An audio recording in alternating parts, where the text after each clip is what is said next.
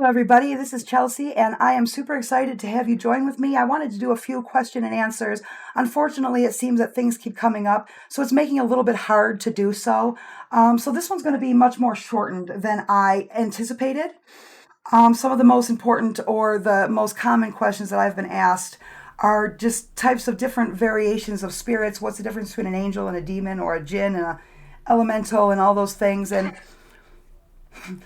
mostly, there's not. There's not. It's all about politics and what realm they actually come from. Angels and demons are relatively the same, except for one is on this side of the politics and the other is on the other side of the politics, and they're controlled by the white light. Only the earthbounds have free will or can make their own autonomy. Demons do not have. They have to follow black magic rules, but there's a lot more room. Interfering and interacting with the human world. The difference between jinn and like elementals are actually not as much as people might think. They're both elemental type beings. It's just that jinn were created on a separate realm, parallel to ours. They can be born believers or unbelievers. They live a lot of their lives as just like humans do. They have marriages and couples and those types of things. And they're here until judgment day, and that's when they will be decided upon of like if they're a believer or an unbeliever. But even like the dark jinns are super fun. I love the jinn. I love the jinn. They're some of the more interactive spirits. I get asked a lot, Chelsea, what is the best type of spirit for a beginner to start out with, where someone that doesn't want a whole lot of activity but they'd still like the spiritual companionship? I would recommend, like, if you don't want a lot of activity, I would avoid the jinn, like the Afrit jinn. I would avoid a lot of the darker magic at first because they are a lot more active. Their activity, it's not that they're more active, it's just their activity is like on the start on this on the startling end spectrum of engagement, where they bang on things, they knock things down, or they can scream, or they don't really even realize they're being scary most of the time. It's just that they're not human, so they don't realize they're not acting like humans. I have one demonic that I'm helping her ascend, and she's actually doing really beautifully. But even still, she holds on to a lot of her demonic like heritage, a lot of her demonic characteristics because she can't help it, and so she doesn't know like what she's doing. Sometimes is a little bit spooky. She'll like drool, like she'll just stare like with these big bulging eyes, and she'll just like drool, and it's like she's looking at like she looks at you like she's starving, like she would eat you, but she doesn't, and she doesn't ever hurt any me or anyone here. She will if she'll go after somebody for me. She's very aggressive. She's a great protect. She's a great protector, but for the most part, they don't even really realize what they're doing is abnormal or different from what a human would do. Um, and people say, how can I help myself avoid a negative haunting situation and become friends with spirits like you have? And I don't know if you can replicate completely because it's very personal to the way that we formed our own alignment, but you do have control in that. There is no type of entity that's just either all good or all bad. They are every entity I've ever met is right in the middle. They can be good and they can be bad, and it doesn't matter if they're white light, if they're dark, if they're black magic, if they're gray magic. It doesn't matter. If they have autonomy, if they're a human spirit, they have ticks and they have things that make them mad. If a person comes in and they automatically offend this spirit, then yes, they'll hold grudges because they don't have a lot of other things going on over there. So they just like hone in on that. And that's how a negative resentment spiritual experience starts happening.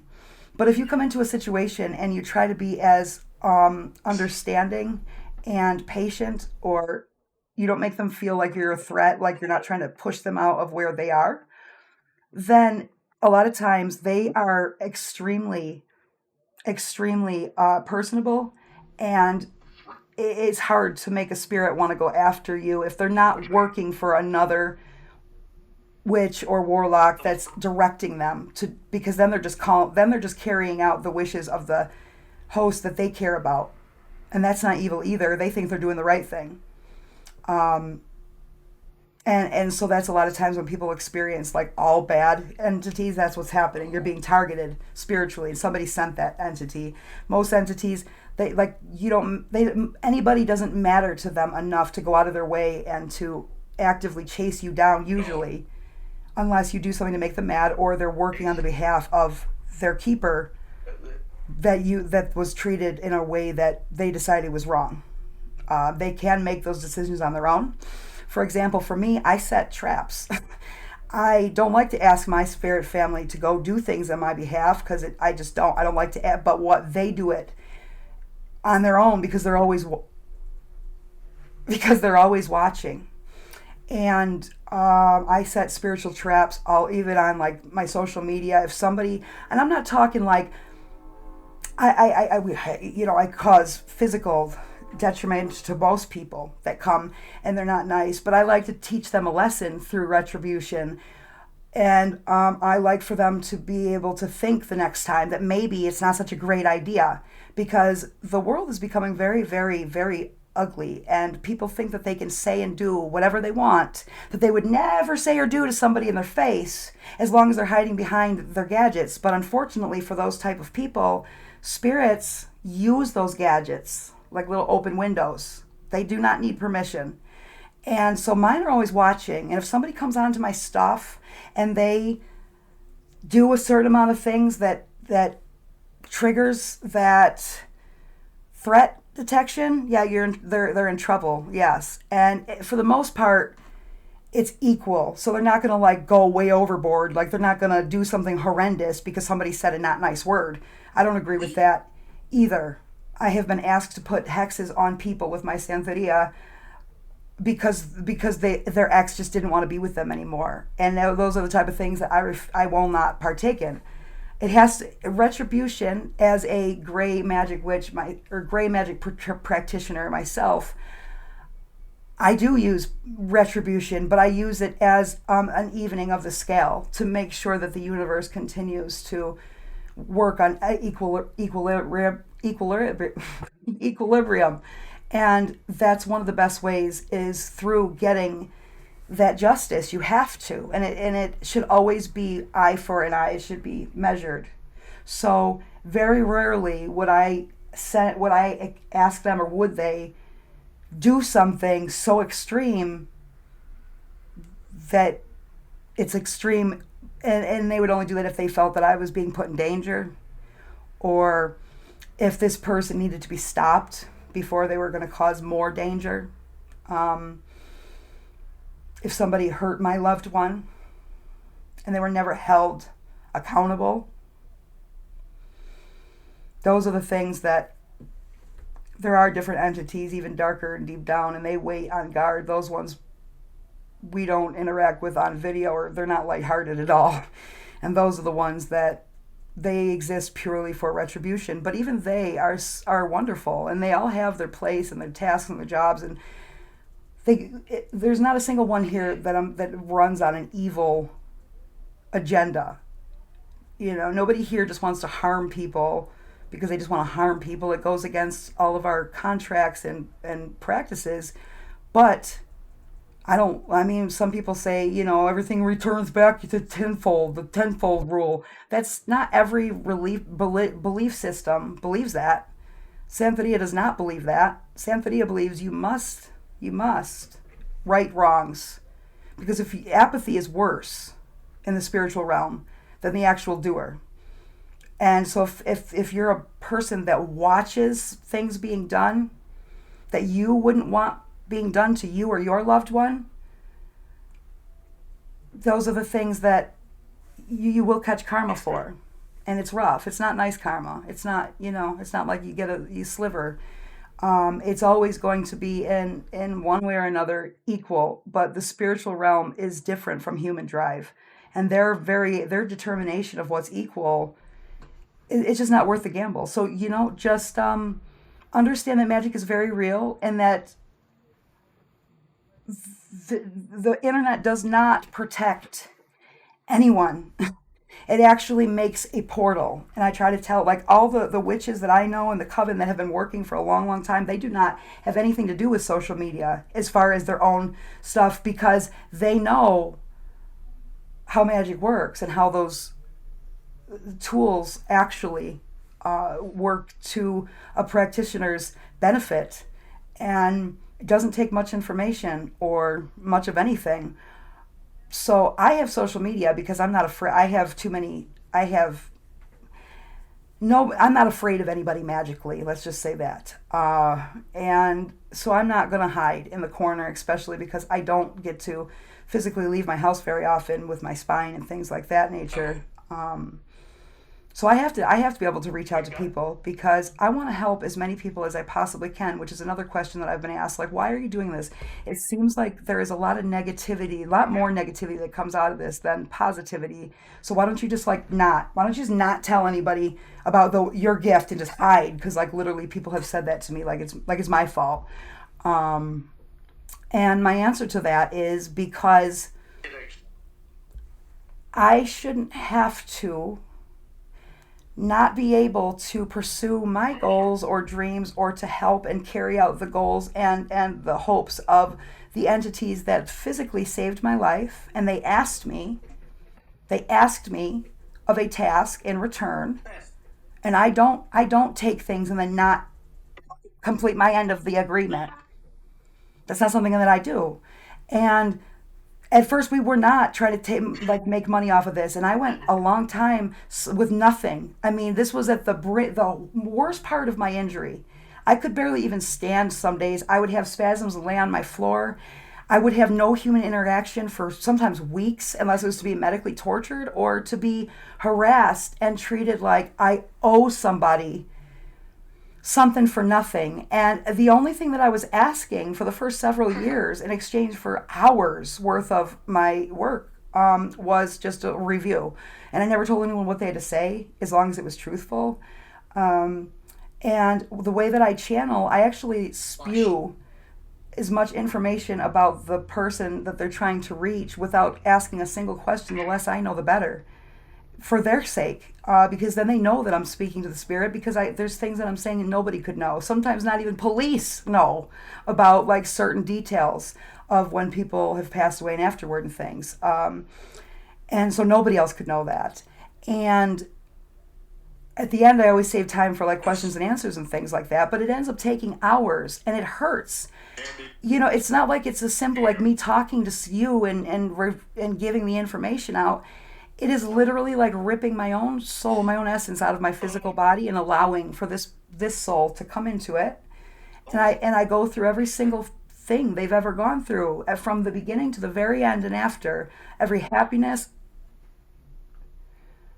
every happiness, every loss, every gain, every resentment, every hatred, every love, every agony, and ultimately every death. I have passed away in a million ways, and each one is as bad as the last. Um, I get too close to the cusp of the death energy, so a lot of times I suck that energy in, and then it manifests physically on my body.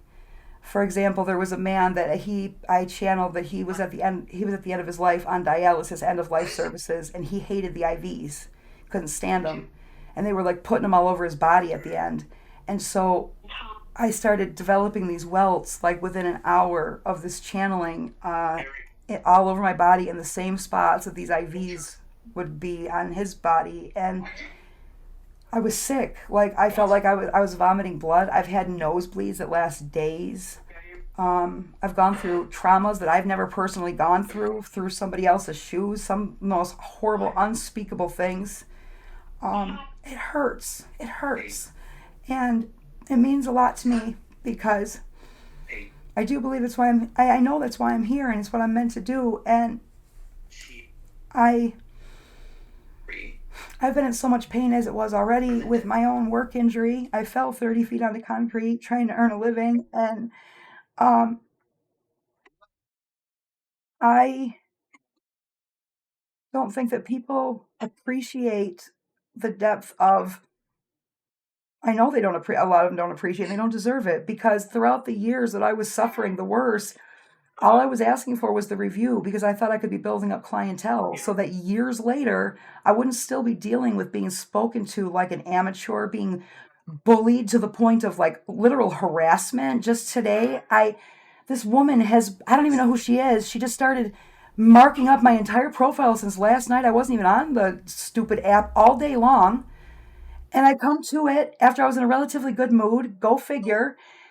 And she's got the whole thing filled up. She has been talking crap, and then she tried to report anything on my page exploiting the algorithm, saying things are like exploitative when it's that's not true. I don't have anything that's exploitative.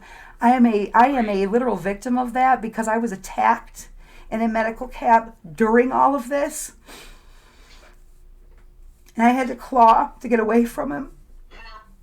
And I recorded it, and I tried to put it on live, and people watched. They didn't do anything. They didn't help me. They used it to their advantage. And for 6 months before my loved one was brutally ended, and the last person to see her alive was the same predator that we were locked in a contract with, people would come to me and say things like, well, I'll be your friend. I'm related to somebody in the community that'll be able to help you advocate for yourself if you just do this one more thing for me. Even though they've never done anything for me, I've already been nicer to them than they've ever been to me. They act like I'm disposable, but I was desperate because I knew something was going to happen to one of us between me and my loved one that were locked in this contract. And I was just trying to be responsible. I have a vehicle. I didn't want to get behind the wheel and have my spine go into spasms and hurt somebody else so that they have to live like I live. So I take medical cabs, and then they would take the work that I was pouring for hours, and then they would forget. And when I say they, I mean numerous. I mean, it's like they had the same script. Multiple people, oh, I forgot, until the next time, months later, when they need you. I need you so bad. I need you so bad. And by then, it was either too late or it was right before my loved one was found in the same situation. And the last person she was seen with alive was this driver that we were locked in a contract with. And these people, they didn't even give me a week. They started immediate. Nobody gave me any kind of mercy or empathy, the same empathy that I had been pouring for years while I was crawling on the floor some days. And they couldn't even give me a word of condolences like they expect every day for every single loss. But then not only would they be in my inbox, like not even give me a week to mourn. If I didn't answer fast enough, then they'd do things like harass me. They'd be on my profiles, my social media, snapping their fingers, posting to let me know they're in my inbox, wanting to know something, but never wanting to pay because they try to word things like you're having this casual conversation, as long as it only is them getting answers that would entail a reading, while they try to screw around with a vulnerable person's income. But I'm going to let you in on a secret. I am here for a very specific role. And all of those people that couldn't help themselves, I gave them numerous chances to right their wrongs, and they just don't do it every time. They won't, and in their lives they go where they need to go, and then it's me that they come crawling back to with their hat in hand, as long as other people can't see what a two-face they're being, expecting from me to make it better for them as long as it's secret and private. And I must be so lonely that I'm just going to be frothing at the mouth for validation from them. But the truth of the matter is, I choose isolation. And if you're sensitive or you're trying to open yourself to this world, you're going to want to be too. Because the world is full of dirty, dirty energy. And you don't want to suck it in. So sometimes solitude to physical people is the best thing you can do during that part of your journey. It's not even so much that people ask me for things. It's the demanding nature and the conniving attempts that they're always constantly trying to work at my self-worth. And if I say no, they get vengeful. They get nasty. They've harassed. I've gotten vandalism. I've had people try to break in here because I wouldn't answer them about an impromptu reading for 5 people. And they just came ripping my door off the hinges, acting like they didn't know it was locked. I mean, I can't even have my phone on ring because I never know when someone's going to have an emotional crisis in the middle of the night. But I'll tell you one thing: whenever it's me that's going through the same things, that if it were them, go the GoFundmes and Holy Marys would be just a rolling. Alert the media, but when you help people the way that I'm trying to help other people, maybe help other people, they will start to treat you like you're not a human being. You don't want that.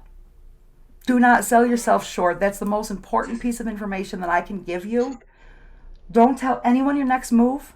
Don't ever undersell yourself. Do not allow for people to take advantage of you. Whatever the lowest that you can't imagine they'll do it. And that's unfortunate, but you have to protect yourself. That's one of my biggest pieces of advice that I could give anybody at this point. Because here I am, 6 years in of even being public about trying to help other people during the worst parts of my life, that I'm writing medical cabs because I can't pay any of these same people to be at this house to drive me in my own vehicle once this whole time, but they can show up to try to get everything for nothing all afternoon until I'm on my floor having spasms where I have literally been left. And then they use that as the excuse why they didn't pay. Do not allow for that. Protect yourself. I am a little bit, did you say profit? I am a little bit more in the position just because I have to. It's my task. I'm put here to be the rat trap. And I didn't realize for a long time what was going on. Sometimes when you're special, when you have certain abilities and those things about you are opening, the universe will continue to try to help you grow for whatever you're meant to do, but growth only comes from pain and change. And it hurts all the time. So if things are always going wrong and it doesn't matter how hard you try, it's like you can't believe that it's happening, but like it's like somebody's writing the script, like they're writing this out somewhere. This is a Truman Show type of situation. You're not losing your mind. You could very well be in the same position where I thought I was like, I didn't know what the hell. I thought I shouldn't have existed.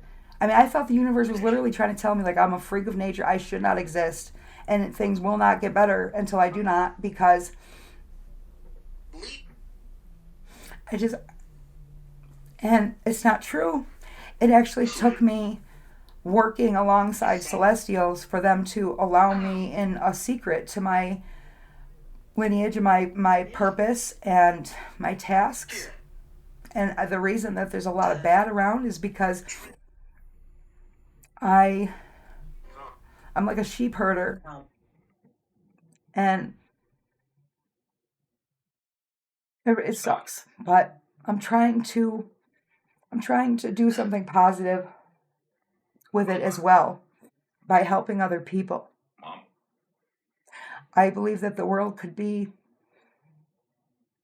a better place. My spirit box is going. That's who's talking. It's them. That the spirit box is another thing that people don't really understand. It's a device that's like a modified radio. Sometimes they have like applications for it and things where it scrubs through every radio frequency within the area, and it's moving at like 150 milliseconds in reverse, forward. You never know.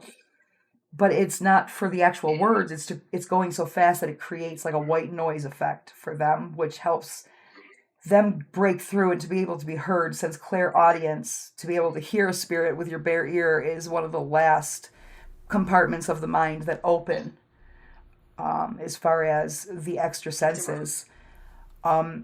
So in the meantime, that's another thing people ask me is, what are you doing with your fingers when you make videos? And they probably think I'm just being silly. And to be honest with you, at first I thought at first it started out pretty innocent, where I honestly thought that I was going to create a language for people that were watching, because I knew not everybody was going to be able to hear them with their ears right away. And so I figured if we could do like a certain type of like sign language that's our own, that we understand, that's a way of communication that we can show others, even if they can't access that part of their mind. Even if they don't have their third eye open, I give different access points that you can still interact with the spirits around you, whether it's through the different lights that we use. The Maglite flashlights are really great for that. They're able to manipulate like the screw top ones really well. The balloon lights that they screw, they're same thing. Different phone apps they love and they can use. Um, and the hand thing was one of them that I thought of like at first was like a bridge gapper so that people could communicate until that part of the mind opened. And then I started realizing they're actually drawn to the energy of my moving hand. And they come out like so much, they come out either way, but they come out so much clearer and faster when I do that. And I've experimented with other people's hands. It works with other people's hands too. I believe it's the kinetic energy and the movement of the energy of the moving of the hands. Do you know what I'm saying? That I believe that draws them because they're able to consume that form of energy. That's pretty much what a vampire spirit is. They're not like Dracula. And that's another thing people ask is like, the vampires are really, they exist? Or are they like Ed Cullen or are they like vampire Nosferatu? If I had to choose between any of them, they'd be the closest to probably Nosferatu. Then Edward Cullen for sure would be the farthest away. Except for the compassionate side of them. So I guess maybe a mixture of all three of them because they are extremely loyal and they are closer to the human drive than most any other entity species like the jinn or fae or any of the other, angels. Angels are probably one of the hardest to bond with for most humans because angels are extremely prideful and you have to impress them basically before you can really work with an stop with an angel.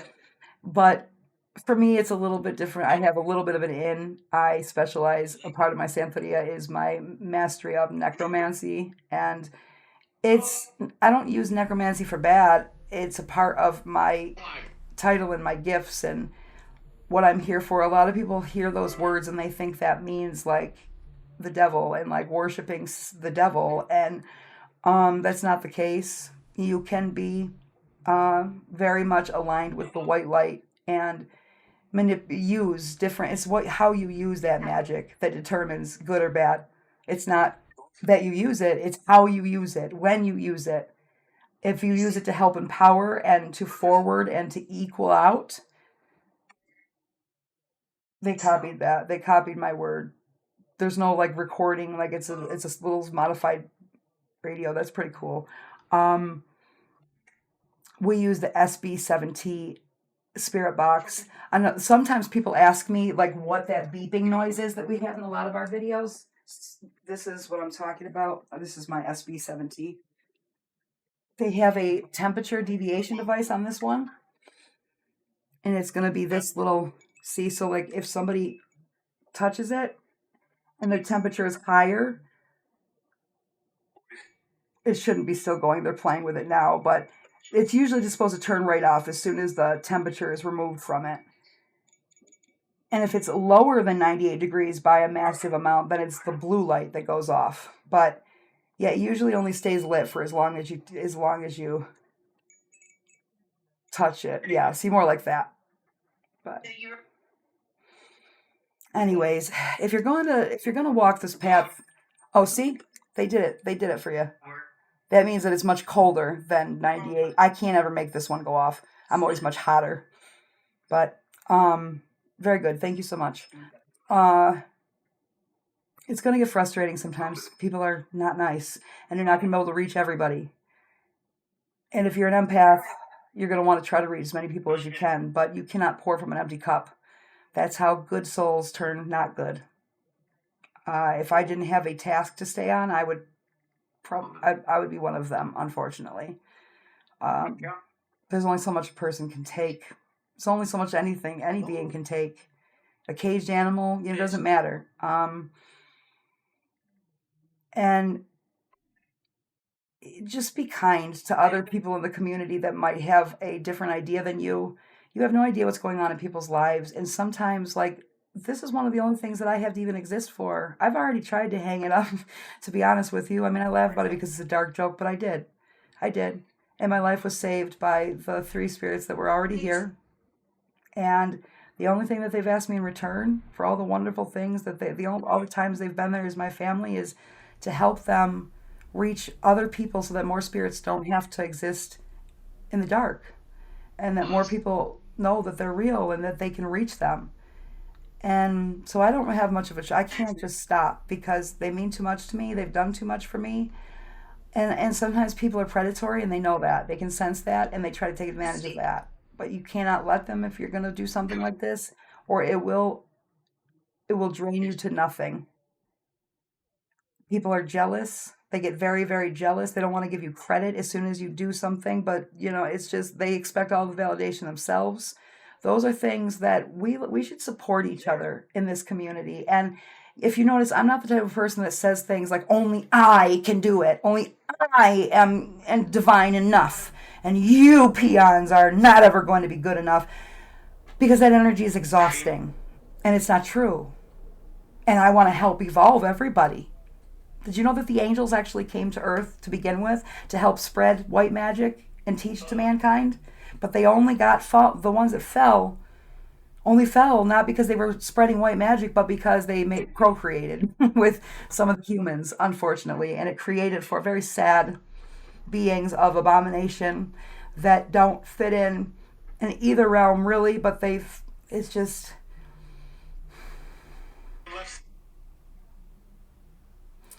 be kind.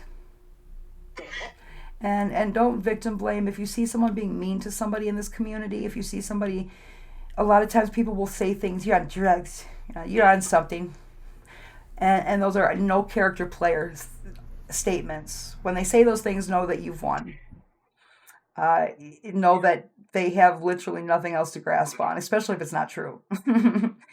I don't use any substances that are mind altering other than I smoke the herb because I have a license to, but uh, that's meant for us. That's not the same as other substances. If you take things, even drinking regularly, can significantly diminish your ability to reach your extra senses, which is why I will not, because they mean too much to me. I can't do anything to make. I got to make sure that that connection is as strong as it possibly can be. And when you get to that point where you have your spirit family, you won't need to be inebriated to feel better. And you'll actually start to not like to be drunk or to be like around other people that are drunk, because if you notice, it actually lowers the vibration and frequency of your soul and other people's soul. That's why people usually kind of act the same when they're drunk, and it's like kind of a negative. They almost turn into a different sloppy little toddler person. It's a negative vibration, and it's because it's lowering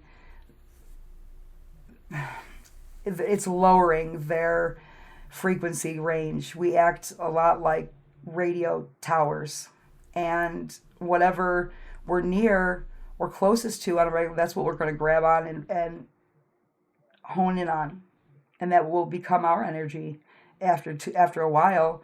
Also, it makes you a lot more susceptible and opens you up to spiritual attacks, negative entity attacks.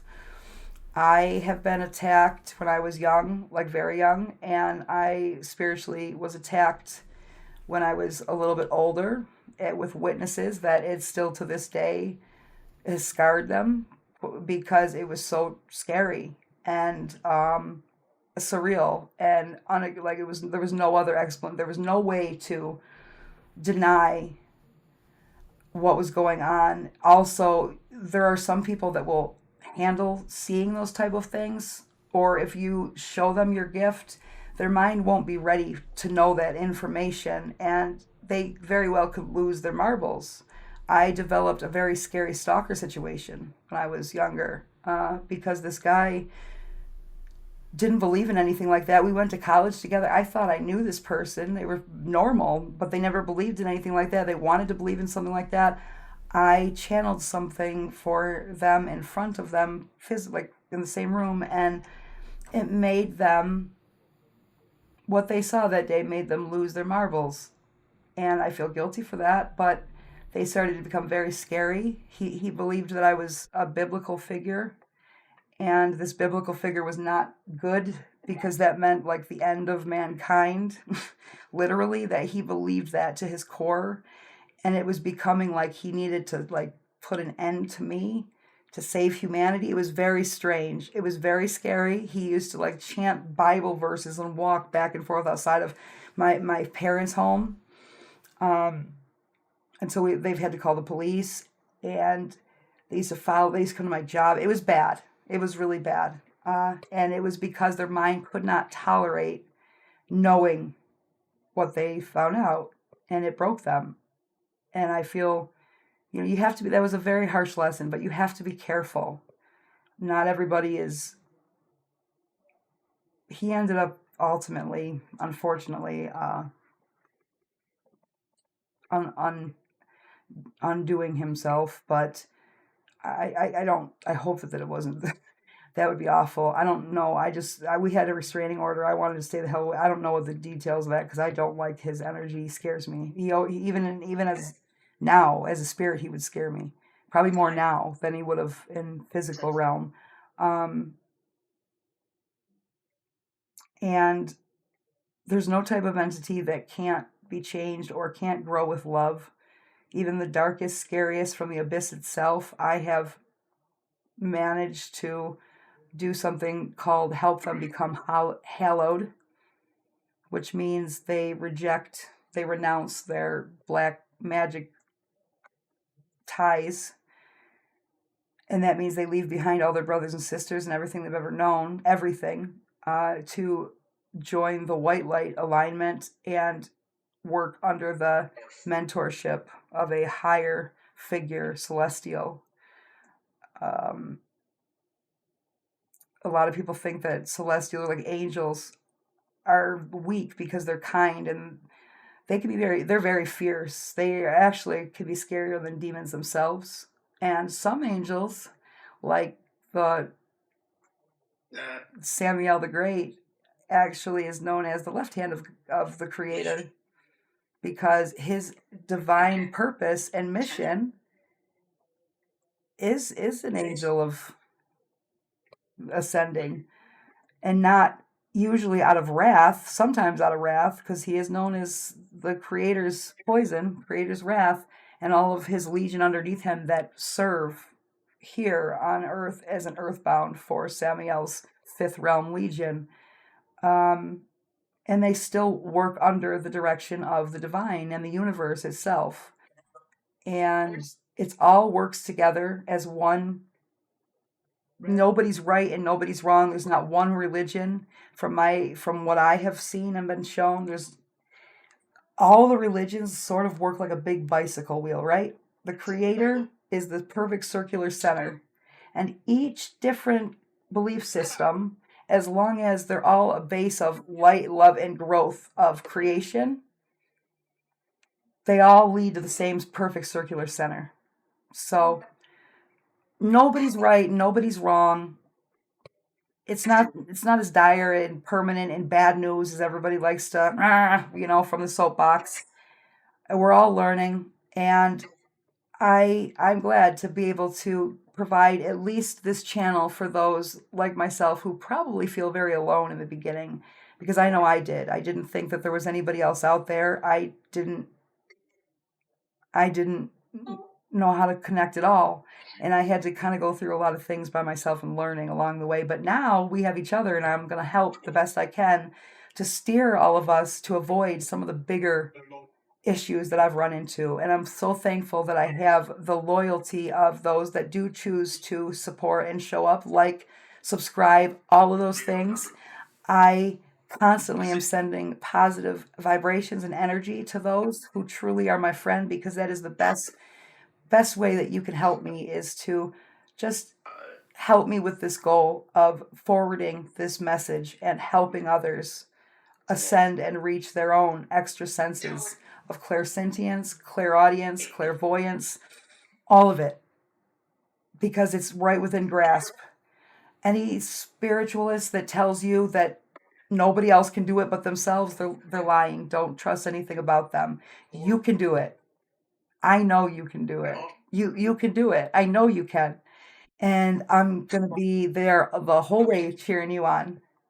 So I hope to see you guys next time. I thank you for coming in for at least this question and answer of some of the more lengthy questions that I have been asked. I've had a lot of time to think out what my answers would be to those. And like I said, the most important thing is remember, be kind. Be kind to yourself.